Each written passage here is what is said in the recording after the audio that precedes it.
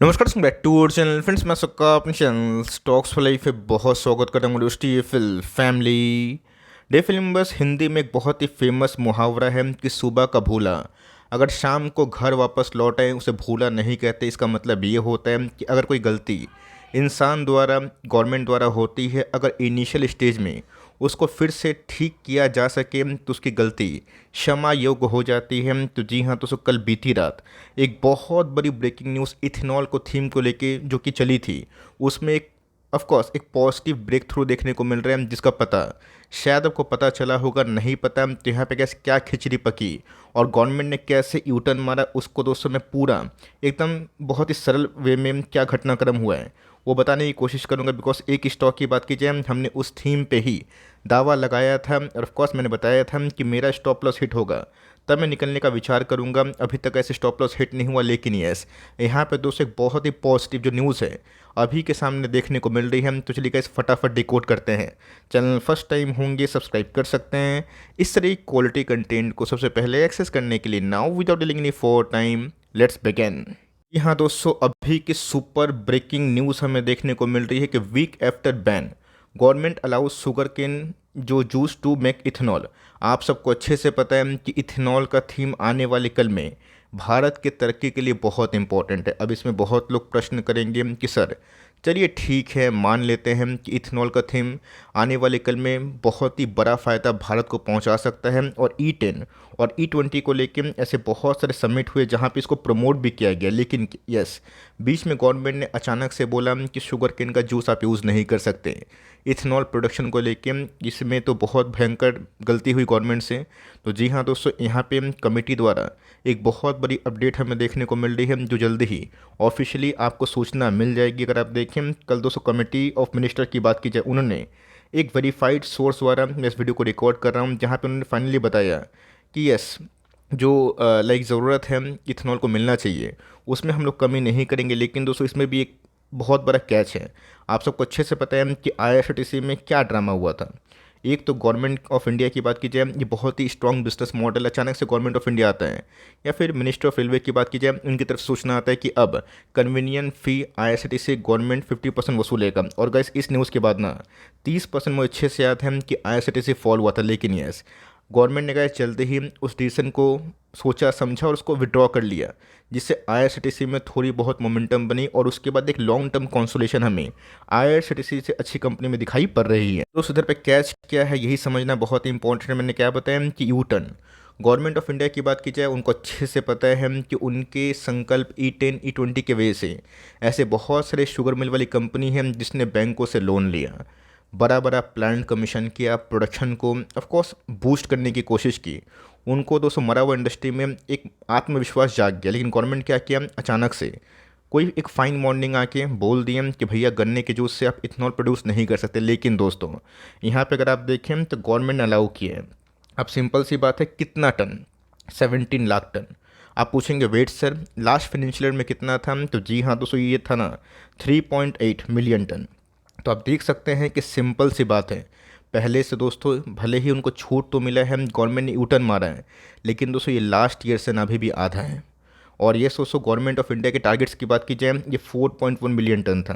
तो जी हाँ दोस्तों, इससे तो बहुत जगह पे एक पॉजिटिविटी फैल सकती है कि चलो फाइनली गवर्नमेंट ने उस चीज़ को एडमिट किया जो वो चीज़ नहीं करना चाहिए था। अचानक से बिना किसी से लाइक जांच पड़ताल किए, किसी से पूछे बिना इंडस्ट्री को सेटबैक देना, हिटबैक देना, वो चीज़ सही नहीं है। तो ऑफकोर्स कैसे भले ही ये 17 लाख जो आपको दिखाई पड़ रहा है 17 मिलियन टन, ये आपको बहुत ही ऊंचा लगेगा, बट लास्ट फाइनेंशियल में गैस इससे ऊपर था। इवन गवर्नमेंट ऑफ इंडिया की बात की जाए तो जी हाँ दोस्तों, 4.1 मिलियन टन। ऐसे बहुत से सोर्सेस हैं जिससे मैं ये चीज़ आपको बता रहा हूँ। इस गैस देखते हैं कि बाजार में मंडे के दिन इन सब शेयर में कैसे पॉजिटिव डेवलपमेंट पड़ सकती है। ऑल दिखा गया तो जितने भी शुगर वाली कंपनी है जनरली गाइस मैं उसको लेके बहुत ही ऑप्टिमिस्टिक नहीं रहता हूँ, जिसमें EID पैरी एक बहुत ही अच्छे प्रोमोटर ग्रुप वाली कंपनी होने के बावजूद भी 10 के पी के नीचे मिलने के बावजूद भी, अच्छे अर्निंग्स करने के बावजूद भी, मैंने क्या बताया कि गवर्नमेंट को हमेशा ना इन्फ्लेशन पे काम करना होता है। RBI उसी के लिए ही बहुत ही एग्रेसिव होता है। इसलिए गाइस कोई भी शुगर के प्राइस, आटा चावल दाल के प्राइस बढ़ने से ना गवर्नमेंट को पता है कि कैसा सामना प्रोटेस्ट का करना पड़ता है। इन सबको लगाम लेने की वजह से ही सामने चुनाव आने वाले हैं, जिसकी वजह से गवर्नमेंट ने शायद इस चीज़ को डाला होगा, लेकिन यस, इससे गाइस दूसरे साइड में गवर्नमेंट ऑफ इंडिया की छवि खराब होती है कि एक थीम को पहले आप प्रमोट करो और अचानक से यू टर्न मान लो, उनका क्या होगा जो आपके भरोसे बड़ा बड़ा इन्वेस्टमेंट करके बैठे हैं। तो जी हाँ दोस्तों, ये सब जितने भी शुगर वाली company EID Parry, Balrampur Chini, Dwarikesh sugar, Shree Renuka sugar, Renu sugar, Rena sugar, Rana sugar, माफ़ करिएगा, इन सब के लिए पॉजिटिव बात तो है। लेकिन यस, आपको पता है कि इथेनॉल प्लांट सेटअप के लिए गैस हमने एक बहुत बड़ा दाव खेला था पराज पे, उसके ऊपर भी गैस कमेंट्री देना ज़रूरी है। हाँ दोस्तों, मैंने क्या बताया कि अब इस न्यूज़ से कितना इम्पैक्ट पड़ेगा, 17 मिलियन टन क्या बाजार उसको एडमिट करेगा, हरी झंडी दिखाएगा, ये तो बाजार को पता है। मैंने क्या बताया कि स्केप्टिक चीज़ अगर बाजार को पता चलता है तो बाजार पहले से पल्ला झाड़ता है।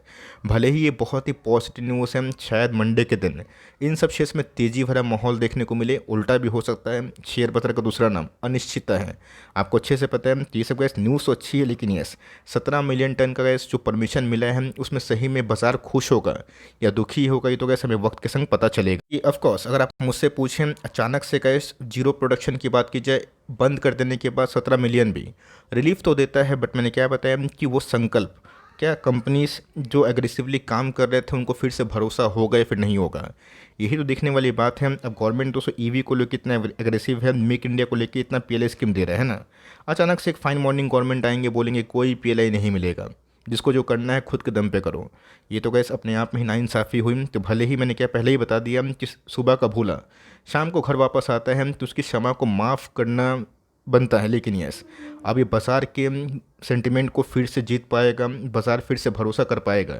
यही देखना गैस काफ़ी इंटरेस्टिंग हो जाता है। अच्छे से पता है गैस कि उसमें से हमारा दावा पराज पे था। भले ही दोस्तों ये शुगर के लिए लाइक इथेनॉल के लिए जो इक्विपमेंट्स है या फिर प्लांट सेटअप है उसमें एक अव्वल खिलाड़ी है, 300 के आसपास, 350 के आसपास का मैंने बहुत बड़ा कमेंट्री किया। मुझे पता है कि बहुत लोग प्रॉफिट में भी होंगे, लेकिन यस जब पैनिक वाली न्यूज़ आई थी मैंने उस दिन बताया था कि मेरा स्टॉप लॉस 200 का मूविंग एवरेज है, जब तक वो हिट नहीं होगा मैं निकलूँगा नहीं, बिकॉज मुझे लग रहा था कि शायद कुछ ना कुछ तो रिलीफ मिलना चाहिए। अचानक से गवर्नमेंट अगर ऐसा करता है जो हमने IRCTC में देखा था, फाइनली उसको विड्रॉ भी किया, लेकिन यस अभी भी का 17 मिलियन टन मैंने क्या बताया कि जो कि टारगेट से बहुत ही कम है।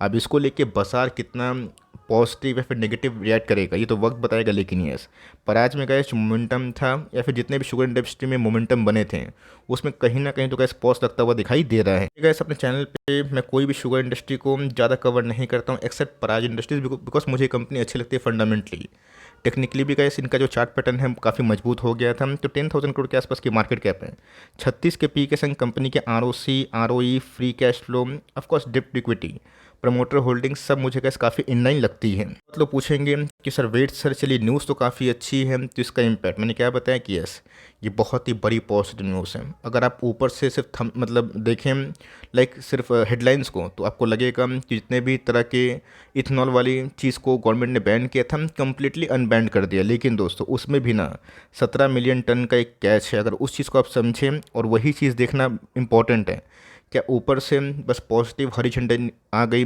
इससे बाज़ार बहुत खुश हो जाएगा या बाज़ार डर जाएगा। तो मेरा ऐसा मानना है कि 200 का मूविंग एवरेज गैस 485 के आसपास आ रहा है पराज का, जब तक ऐसे ये स्टॉप लॉस हिट नहीं होता है मैं तो कंटिन्यू करने वाला हूँ। हिट हो जाएगा तो अच्छी बात है, लेकिन यस मैंने गैस अपने एफर्ट से सारा चीज़ समझाने की कोशिश की कि देखिए क्या न्यूज़ है, क्या इसका इम्पैक्ट हो सकता है, कहाँ कहाँ प्लस कहाँ कहाँ सेंटिमेंटल ड्रॉपबैक हमें देखने को मिल सकता है, उसके बाद ये फाइनल कॉल लें।